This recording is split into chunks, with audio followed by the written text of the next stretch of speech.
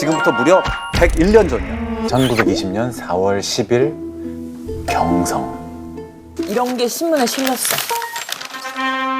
신랑 신부 금 15일 오후 3시에 정동 예배당에서 결혼식을 거행하옵나이다. 공개 청첩장. 자, 신랑 신부는 어떤 사람이냐? 어마어마한 셀럽이야. 신랑은 35살 엘리트 변호사야.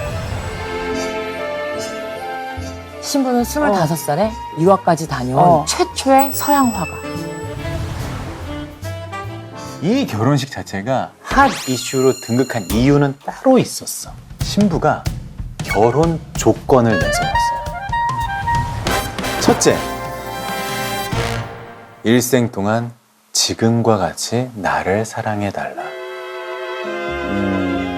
과거에 우리나라에는 첩을 드리는 게 합법이었어. 1900년대 초에 서울 지역에 첩이 있는 집이 5.6%. 정치인들은 한 10%는 되지 않았을까? 아니야, 20%야. 평생 나만을 사랑해야 한다. 첩을 두지 마라. 그렇지. 그리고 결혼 조건 두 번째는 그림 그리는 걸 방해하지 말아라. 살림만 하는 게 아니라 그럼. 내 일을 계속 할 수 있게 해줘라. 그렇지. 정말 신여성이에요. 그렇지, 완전 신여성이야. 자, 거기에다가 나아가서 세 번째 조건은 뭐냐? 시어머니와는 따로 살게 해달라. 와, 옛날 1920년대 생각하면 완전 파격적인데? 자, 이제 마지막이야. 네 번째 조건. 신혼여행 장소는 내가 정합니다. 서방님이랑 같이 꼭 가야 할 곳이 있어요. 가서 얼마나 걸렸을까? 두 사람이 서 있는 곳은 진짜요? 무덤 앞이야. 제 첫사랑의 무덤입니다. 이곳에서 과거는 모두 묻고 당신과 새롭게 출발하고 싶어요. 여자에게 과거가 있다라는 게 그 당시로는 뭐 소박 맞고 쫓겨날 일이었던 거야. 그랬겠지, 옛날에는. 자, 이 여자 이름이 뭐냐? 드디어. 나혜석. 최초의 여성 서양 화가야. 당대 최고의 엄친딸로 불렸어. 가장 행복한 나날들이 지나가고 있었어. 예상치 못한 그 일이 벌어지기 전까지. 뭔지 알겠지? 임신했어. 하고 싶은 일도 너무 많고 또 해야 할 일도 너무 많은데 덜컥 애가 생겨버렸으니까. 혜석은 바로 일본으로 건너가서 하루 종일 그림만 그렸어요. 자, 그리고 귀국한 후에는 만삭의 몸으로 첫 개인전도 열었어. 여자 서양 화가로는 국내 최초 전시회였대. 3시까지의 관람자가 무려 4, 5천여 명에 달하였다. 재능 있는 화가로 인정을 받았지. 하지만 출산일이 하루하루 다가오고 있는 거야. 제일 먼저 한 일은 장명. 해석은 원래는 이름이 없었어. 아기야, 나 아기 이렇게 불렀어. 개명을 한 거야. 여자가 무슨 이름이 필요하냐 이거야. 남편하고 엄청나게 상의를 한 끝에 아이 이름을 먼저 지었어. 남편의 성인 김, 자기 성인 나. 기쁠열. 그래서 김나열. 지금 요즘 사람들이 하는 어떻게 보면 약간 운동같이 그렇게 하고 있는데 그렇지. 100년 전에 시작한. 자, 어쨌든 무사히 출산을 했어. 이제 이보다 더 큰 고통은 없을 줄 알았어. 근데 아니었어. 뭐가 기다리고 있다? 육아. 잠을 못 자. 아이가 3시간, 2시간만 깨지. 계속 깨고 모유 수유해야 되고. 그치. 그때는 또 빨아 쓰는 기적이었을 거 아니야. 거기다가 그 당시엔 이게 다 엄마 일이야. 그치.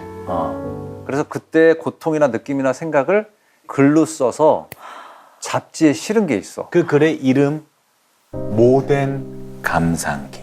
엄마가 된 감상기. 박박 뼈를 긁는 듯 쫙쫙 살을 찢는 듯 바짝바짝 힘줄을 옥죄는 듯 쪽쪽 핏줄을 뽑아내는 듯 살금살금 살점을 저미는 듯 오장이 뒤집혀 쏟아지는 듯 도끼로 머리를 바수는 듯 이렇게 아프다나 할까나 아니다. 이도 또한 아니다. 이거 쓴 것 정도도 아니다. 그러니까 이걸로도 안 된다고 하잖아 지금. 이만큼 썼는데도 그치. 아니다. 이도 또한 아니다라고 하잖아. 그러니까 글로조차 표현이 안 되는 거지. 이것보다 더 심하다는 거지. 말 그대로 표현을 할 수가 없을 정도의 그러니까. 고통이네. 출산의 고통에 대해서는 이렇게 썼고 육아에 대해서는 뭐라고 썼느냐. 잡지 뒷장 한번 읽어줄래요? 자, 견딜 수 없는 고통이 기개월간 계속되더니 몸은 마치 도깨비 같아서 해골만 남았다. 아 맞아. 자식이란 모체의 살점을 떼어가는 악마라고 생각했다. 내 몸에서 한 사람이 나왔는데 너무 낯설어요, 사실은. 근데 사람들이 네가 그렇게 배 아파서 난 자식이잖아. 그리고 그 모성애란 건 어떤 거야? 막 이러면서 사람들이 모성애를 강요하지만 사실은 굉장히 저희도 낯설고 또 어떻게 보면 공포스럽거든요. 이걸 모두 다 내가 총대를 메고 있으니 이거만큼 고통스러운 단어가 가장 센 걸 찾은 게 악마. 이 글이 발표되고 난리가 났어. 신성한 출산을 경망스럽게 표현했다는 그 거. 시절에. 비난이 막 쏟아진 거야. 맞아. 그래서 어떤 남자가 반박문을 올렸어. 원래 임신이라는 것은 여성의 거룩한 천직이니 여성의 종기가 여기 있고 여성이 인류에게 향하여 이행하는 최대 의무의 한 가지인 것을 자각하여야 할 것이다. 존기가 여기 있대요. 또다시 반박문을 썼어. 다시 반박문을 썼어. 그래? SNS네 SNS. SNS고 지금으로 치면 디스랩이야. 아 그렇지. 한동안 뭐 신문이며 잡지며 해석의 이름이 오르락 내리락 했지. 그런데 어느 날부터 잠잠해졌어. 남편을 따라서 중국에 가 있어. 일본 영사관의 부영사였어. 굉장히 고관대작이었던 거지. 압록강 바로 접경 지역이야. 우리나라와 중국을 오가는 출입문 같은 곳이지. 독립운동가들이 무사히 국경을 넘을 수 있도록 도와주는 거야. 남편이 일본 외교관이니까 신분증을 딱 내밀어.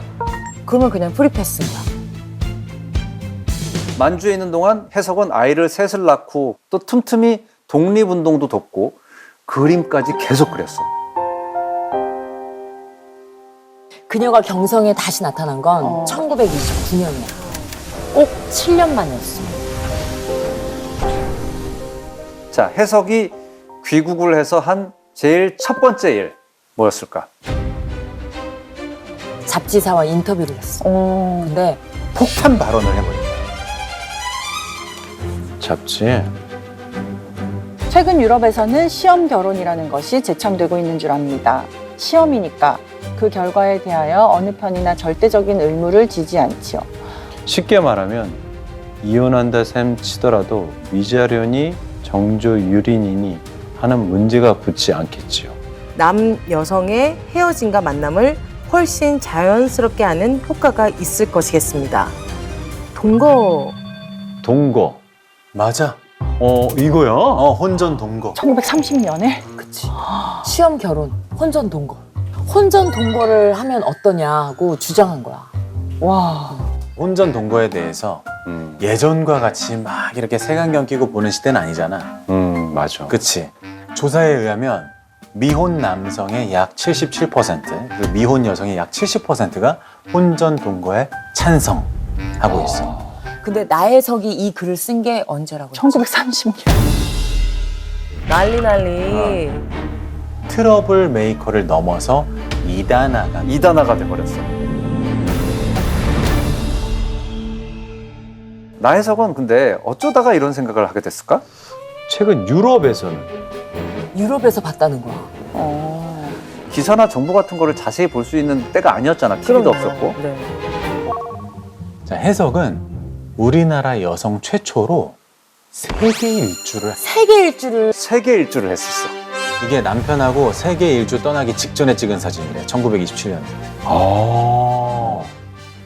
패션 어때? 또 모델로서 한번 패션을 평가해줘. 1920년대 대표적인 패션이라고 할 수 있고요. 이렇게 높은 모자와 여성의 몸을 구속하지 않는 실루엣이 유행이었어요. 메리제인 구두까지. 메리제인 구두. 아, 아주 유행을 선도하는 패션을 입으셨다고 할 수 있죠. 역시 전문가스럽군요. 자, 그러면 네. 이 멋진 의상을 입고 세계 일주 어디를 갔다 왔느냐? 네. 부산에서 출발해서 경성, 신의주, 하얼빈, 거기서 시베리아 횡단 열차를 타고 모스크바 들렸다가 우와. 다시 쭉 가서 미국까지. 그리고 다시 일본까지 왔다가 우리나라로 돌아왔어. 무려 1년 9개월. 대장정. 이건 진짜 초초초 대박 사건인 거야. 자, 그런데 그런데 이 세계 여행 때문에 나혜석의 인생이 180도 180도 달라지게 돼. 우리 이혼합시다. 서방질하는 영과는 내가 도저히 같이 살 수가 없어. 그 바람 폈다는 거잖아. 근데 언제? 세계 일주 기간에. 어디서? 프랑스에서. 부부가 프랑스 파리에 있을 때야. 남편이 변호사잖아. 어. 그러니까 법 공부를 하러 독일로 잠시 넘어갔어. 근데 해석은 파리에 남아서 그림을 좀 더 공부하겠다. 이렇게 된 거야. 그래서 잠깐 떨어져 있는 그 사이에 딴 남자를 만났어. 이름은 최린. 3.1운동 당시 아. 민족 대표 33인으로 활동하다가 훗날 변절한 인물이야. 만리 타국에서 동포를 만났잖아. 얼마나 반가워. 그래서 같이 구경 다니고 그림 얘기도 하고 둘이 엄청 가까워졌대. 아, 유학생들 사이에서 소문이 소문이 나. 돌기 시작했어. 그치. 게다가 그 오죽 유명했겠어, 그 나혜석이. 그치. 너 그 얘기 들었어? 무슨 얘기? 나 여사가 설마 최린 작은 댁이래. 남편 귀에도 들어간 거지. 남편이 노발대발 이혼하자 된 거지. 그냥 우리 같은 민족이고 같은 동포이기에 친하게 지낸 사이다. 근데 바람핀 건 실제로 맞대. 우리가 이 사람을 왜 다루는 거야? 바람핀 여자를. 그러니까 이게 의견이 분분해 사실. 뭔가 한 업적들이 분명히 되게 100년 전에 있을 수 없는 선택들을 한 부분들이 아, 있긴 그러네, 있는데 그러네. 이게 양면이 있어. 그러니까 어느 한쪽으로 딱 우리가 뭐 정답을 내리려고 하는 얘기는 아니고 근데 어쨌든 이혼은 안 돼. 내가 아무리 바람 폈지만 애들도 있고. 그래도 남편은 요지부동이야. 절대 같이 못 산대. 끝까지 반대하면 간통죄로 고소를 하겠대. 어머. 그런데 사실 이 무렵엔 남편도 여자가 여자가 있었대. 어머! 잘못이 없다는 게 아니라 서로 잘못을 했다. 서로 잘못했다잖아. 그래 우리 사랑은 여기까지다 이럴 수도 있잖아. 근데 시대가 그렇지 않았던 거야. 그때 당시에 간통죄는 여자에게만 적용되는 법이었거든. 어머. 남편은 바람을 펴도 전혀 거리낄 게 없는 그런 시대야. 자, 결국 결혼 11년 만에 빈털터리로 이혼해? 이혼당하고 쫓겨났어. 어머. 그리고 아이들도 못 만나. 양육권도 뺏겼어. 그러니까 배운 게 그림이니까 그치. 미술 학사를 열었어. 그러니까 지금으로 치면 미술 학원 같은. 그런데 며칠이 안 됐는데 학생들이 줄줄이 수업을 취소를 하네. 남자들이 나혜석이 이혼했다니까 애 데려와. 좋게 그냥 이혼녀. 근데 그 시절에는 이혼녀면 환양년이야. 한학년 많이 들었어. 행실이 좋지 않다. 네. 뭐 서방지라는 여자 네. 뭐 이런 뜻이야. 어디서 나온 말인지 알아? 환향녀. 자 고향으로 돌아왔다. 환향녀. 근데 어떻게 하다가 그런 뜻으로 의미가 변질이 됐을까? 임진왜란 몇 년도에 일어나는지 아나? 1592년. 자, 그 뒤에 청나라에서 또 쳐들어왔어. 병자호란. 그치, 그게 바로 병자호란이지. 결국 항복했었거든. 그렇지. 전쟁이 끝나고 수많은 조선 여자들이 청나라로 끌려갔어. 그래. 포로로 끌려간 거야. 추정하기로는 약 20만 명. 이 여자들이 끌려가서 무슨 일을 겪었겠냐. 그런데 그 여자들이 어느 순간에 하나둘씩 고향으로 돌아오기 시작한 거야. 도망쳐 나온 거야. 죽을 각오하고. 그렇지. 사람들 반응이 어땠어? 다른 나라에서 다른 사람 품에 안겼던 사람들이다라는 낙인이 찍혔구나. 그렇지. 혀를 깨물고 자결을 했었어야지. 왜 안 죽고 돌아온 거야? 정조를 빼앗겨놓고 무슨 낯짝으로 고향에 돌아왔냐는 거야. 정조를 잃고 돌아온 여자들을 고향에서는 환향녀라고 불렀고, 여기다 욕까지 넣어서 화냥년이 됐다는 설이 있어. 자, 다시 나혜성 얘기로 돌아올게. 불과 얼마 전까지 한국 최고의 셀럽이었어. 근데 정조를 못 지킨 여자라고 세상 사람들이 다 나를 손가락질하는 거잖아. 자, 정조가 그렇게 중요한 거라면 정조를 뺏은 남자는 어때? 남자도 똑같이 처벌을 받아야 될 거 아니야. 근데 아니었어. 아까 그 최린? 그 사람은 잘 먹고 잘 살아. 장관급으로 승진까지 했어. 가만히 있을 사람이 아니잖아. 어떻게 했겠어? 소송을 걸었어. 최린을. 어머. 정조 유린죄. 어머나. 경성은 또 한바탕 난리가 났지. 정조관념이 없으면서 아내에게나 일반 여성에게는 정조를 요구하고 자기는 남의 정조를 빼앗으려고 합니다. 왜 여자에게만 정조의 굴레를 씌우냐 이거지. 그죠. 공론화 하려고 하는 거야 지금. 자기 부인이나 자기 가족한테는 지키라 그러고 남의 부녀자한테는 그걸 탐하고 이건 말이 안 된다는 거지. 누군가는 이거 자기 면피하려고 뭔가 대의 명분을 가져오는 것 자체로 좀 생각할 수도 있는 거고. 내용만 보면 너무나 멋진 말이고 정말 개혁적인 의견인데 그러네. 하여튼 선후 관계가 좀 아쉬울 순 있다. 그런 생각이 살짝 들더라고.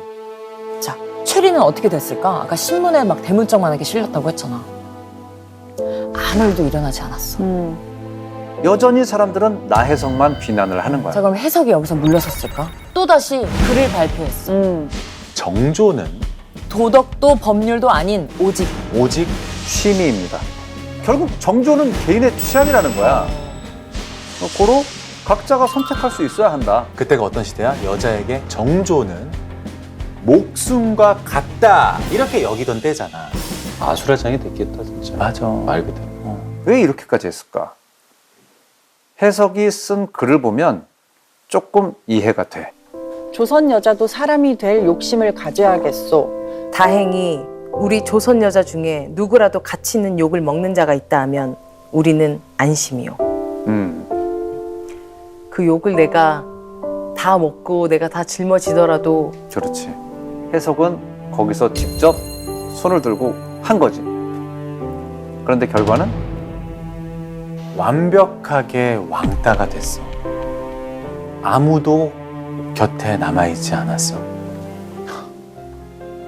수중에는 돈 한 푼 없지. 몸은 병들었지.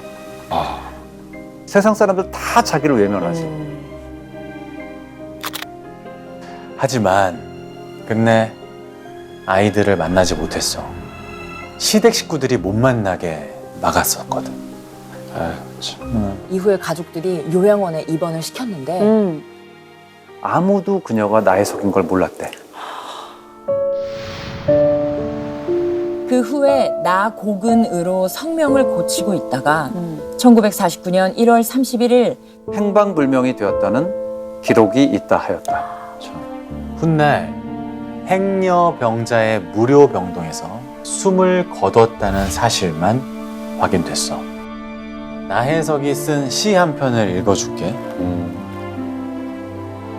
나는 인형이었네.